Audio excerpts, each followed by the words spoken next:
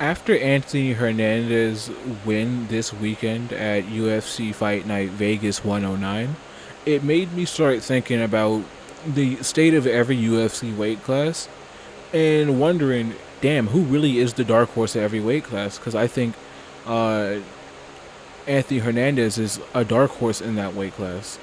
So let's really talk about it and think like who's the dark horse at every weight class, starting with flyweight, working our way through every weight class, including the women's weight classes. And I think at flyweight, the dark horse of that weight class that no one's really talking about is Manel Cap.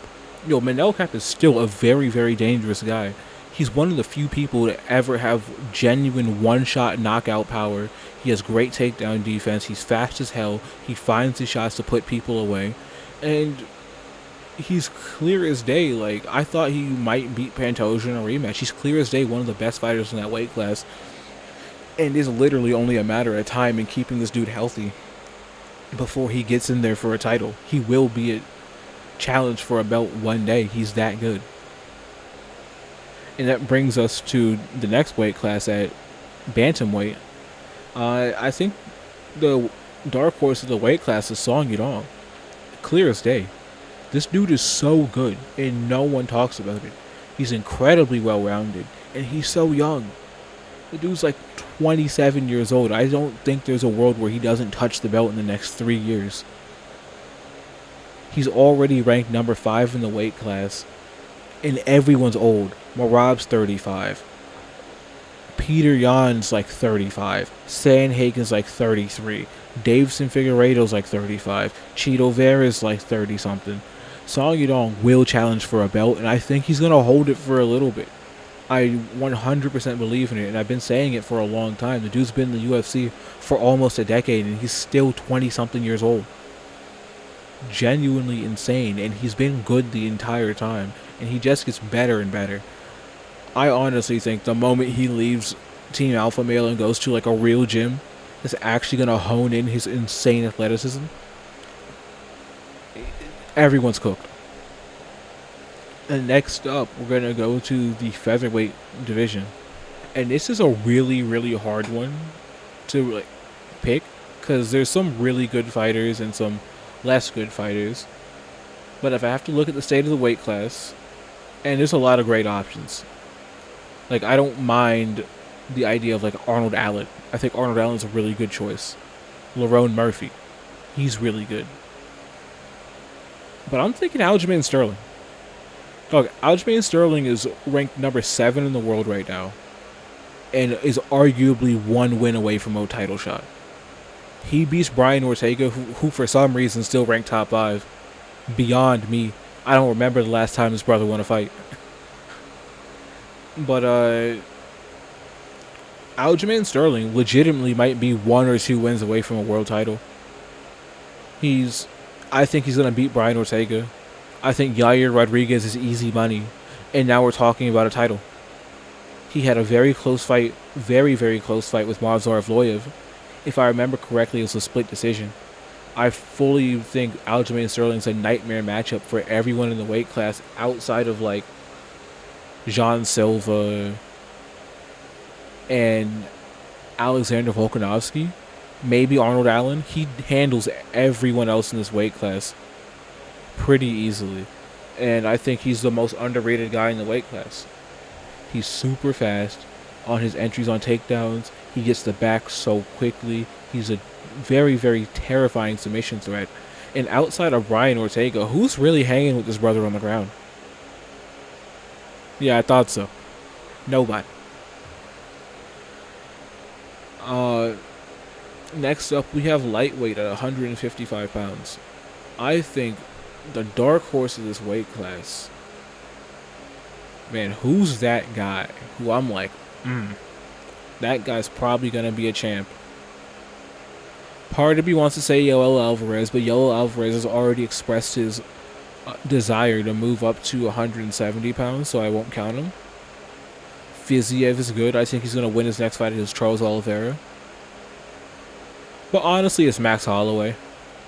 I don't really see too many people outside of Topuria and maybe Saryukian beating Max Holloway at this weight class. I think Max Holloway has nothing but free legacy right in front of him for the next couple years. Gamrot's not going to do it. Hooker ain't going to do it. Gaethje already tried and lost. Oliveira's going to get slept in a rematch.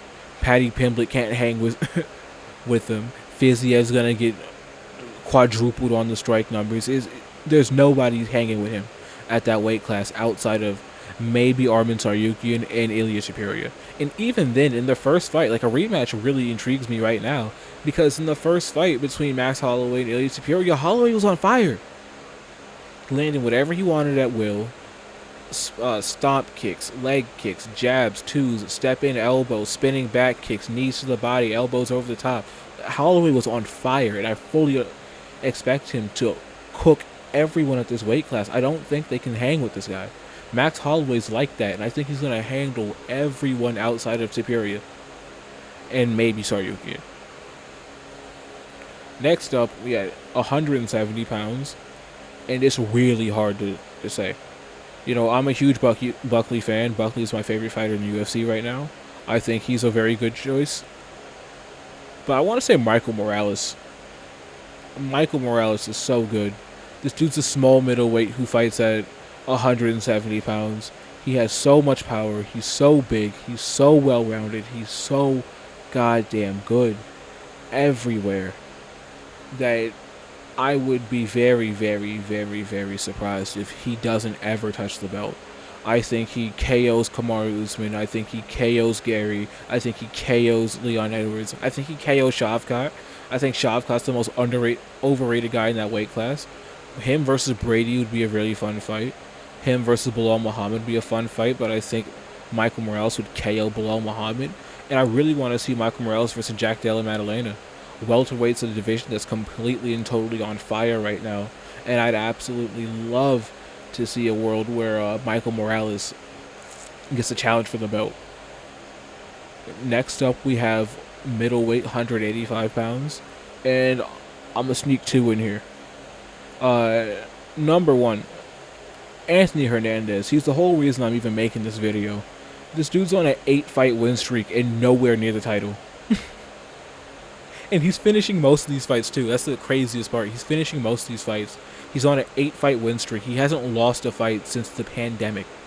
He hasn't lost a fight since he somehow lost to Kevin Holland in 2020.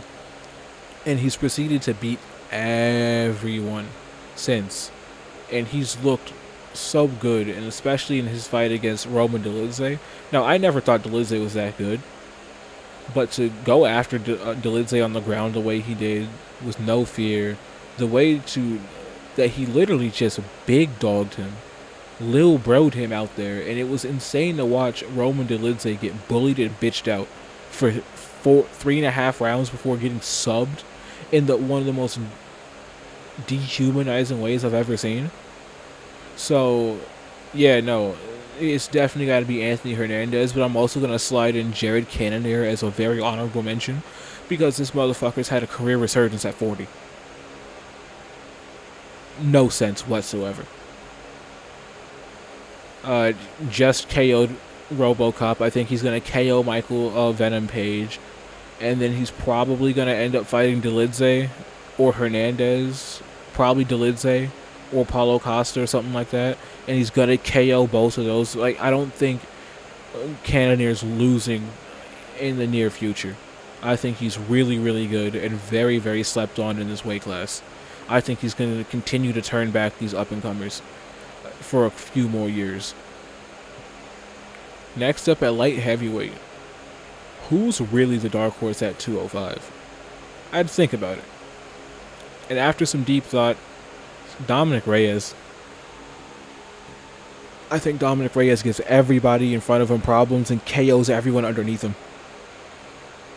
Don't see a world where Dominic Reyes doesn't flatline at Menefield in the first round, doesn't KO Zhangman Rang in the first round, doesn't crucify Johnny Walker.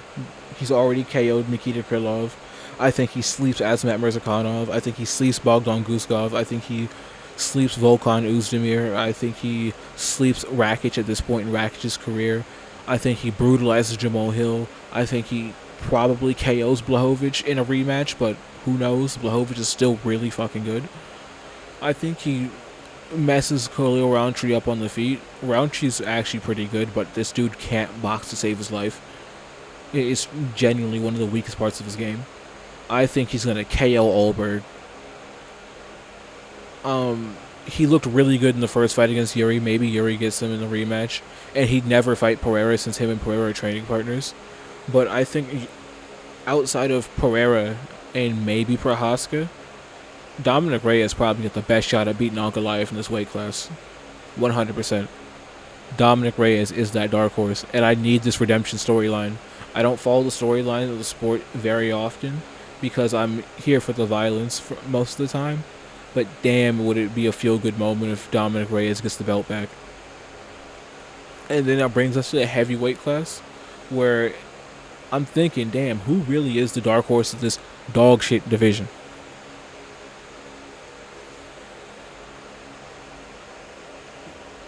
I'm not going to say Mick Parkin. It ain't going to be Shamil Gaziev. Funnily enough, I think it's, as far as ranked contenders go, I think it's Waldo Cortez Acosta. This dude is genuinely a win away from a title shot. He's surprisingly not completely horrible everywhere.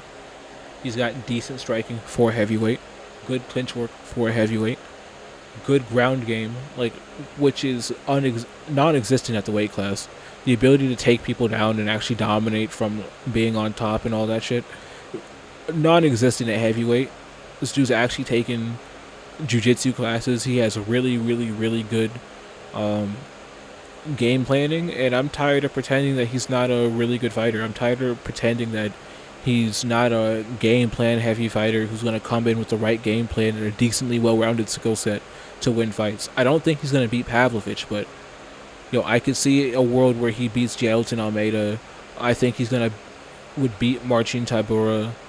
He honestly lost to Spivak, but whatever. I could see a world where he beats Derek Lewis. I think he subs Tai Tuivasa easily. Why is Tuivasa still ranked? This dude's on like a 5-fight losing streak. You can see who the UFC picks as favorites, genuinely. And, this division actually fucking sucks. Thank God light heavyweights are moving up to save it. Now that brings us to women's strawweight. And I think Verna Jandiroba is the most underrated woman in that weight class. It makes no sense. She gets on top of you and you're in danger. People are giving her no chance against Weili. I would not be surprised if Weili gasses and gets subbed by Jandiroba. Jandiroba's on a crazy tear. She's subbing everyone left, right, and center and making it look easy. She gets on top of you and you're cooked. There's nothing left for you to do. Why the fuck is Jessica Andrade ranked number 5 in this dog shit division? I swear I haven't seen Jessica Andrade win a fight in like 3 years. Makes no sense. But if we're not going to go with Verna Jandiroba, I think Jillian Roberson's like up there too. She's really good as far as like subbing people left, right, and center. That brings us up a weight class to women's flyweight, and there's some really good picks. But I'm going to go with Jasmine Jasudavicius. Jasmine Jasudavicius is vicious, man. Like, she's really, really good. And her only loss I could actually remember is Natalia Silva, who I think is next up anyway. So I'd love to see them rematch for the belt. Jasudavicius is good. I think she beats Rose Namajunas easily. I think she beats Erin Blanchfield. I think maybe not Blanchfield, but she's going to beat Barber if they fight. I think she beats Alessa Grasso easily. I think she beats Manon Fior. I think she schools Tracy Cortez. I think, why is Jessica Andrade still ranked in this weight class? I swear to God, she hasn't won a fight in like 3 years. I think she's going to beat a lot of these women on the come up and will challenge for a title soon. But that division's actually starting to heat up. We have some really good contenders there. Natalia Silva's next up. We got Karina Silva working her way up. We got Wang Kong, Eduardo Mora, who's only going to get better. But I don't believe in Eduardo Mora. Why are you almost getting stopped and losing rounds to a 40-something-year-old Lauren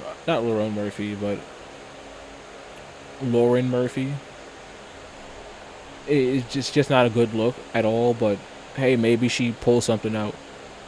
And then at women's bantamweight, I think the clear dark horse is Norma Dumont. I think she beats everyone in this weight class, and it's not even close. She's the only one who has somewhat passable striking, and she can fight off her back foot. No one in this weight class can fight off their back foot. She just pieced up Irina Aldana for 3 rounds straight. It was gruesome. I think she's going to stop Kayla Harrison. I think she's going to beat everyone at this weight class. Juliana Pena can't fight. Raquel Pennington's free easy money. Ketlin Vieira's easy money. Macy Chasson's not good. Irina Aldana she just beat. Eileen Perez, why is she ranked number 7 in this weight class? She's not good. Then we're looking down at what Mayna Bueno Silva, Yana Santos. She's going to beat all these women. If she hasn't already beat them already, I think Norma Dumont really is the next up. And it's going to be a real problem for a lot of these women in this weight class. I think she will be champ by the end of next year. I don't see a world... I mean, I can see a world where Kayla Harrison subs her in the first 2 rounds. But if Kayla Harrison doesn't get that sub early, throw in the towel. Because Norma Dumont's here. But that is my picks for the dark horse of every weight class in the UFC. Don't forget to like and subscribe if you like the content. Hit the bell notification so you can continue to get updates when I upload. And I hope you enjoy the rest of your day.